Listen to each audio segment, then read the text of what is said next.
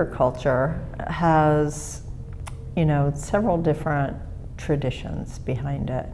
And what's interesting is that if we think about the long traditions of maker culture, is that there's a kind of class distinction that was, enforced in, say, the printing industry, in the all of the industries of artisan expertise. So when you think about the fact that I think about it particularly in printing and publishing, that the people who worked on the shop floor and the actual physical work of making was really, even though it was skilled work, was generally allocated to a class apart from the intellectual or professional class. And even if you think about the way that the schools and universities established studio programs, there's a Beaux-Arts tradition separate from universities.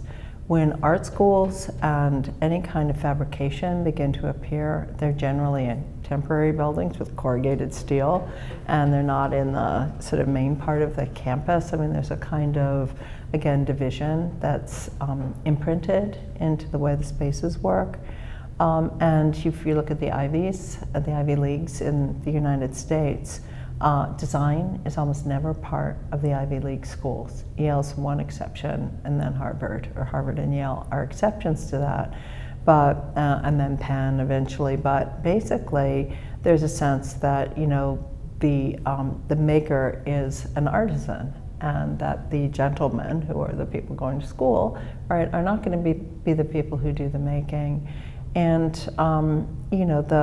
the tradition for artists who understand making as thought form, has been in place for a really long time, whether it's in architecture or landscape design or, form making even for industrial purposes. You think about what happens at the end of the 19th century with, the kind of dialogue between fine art and industry and the Viennese Secession and the Vienna Werkstatt.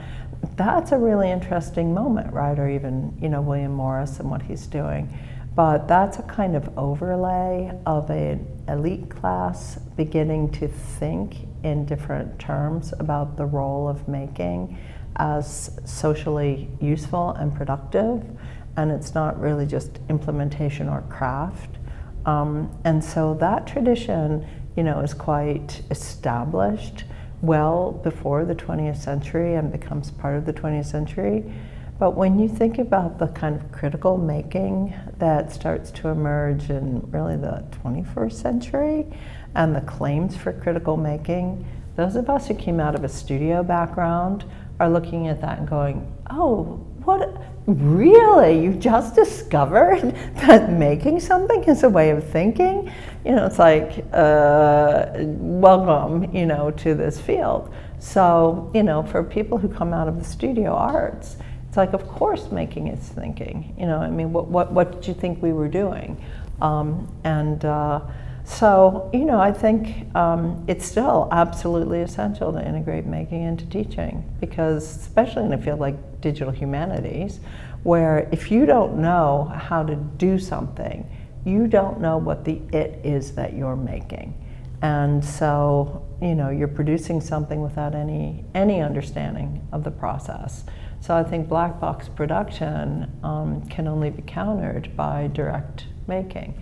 Now, there's many degrees of direct making, as we know. It's everything from user interface design and scanning and digitization, remediation to programming, systems design, and so forth. But if you don't make, I think you do not know what you're doing.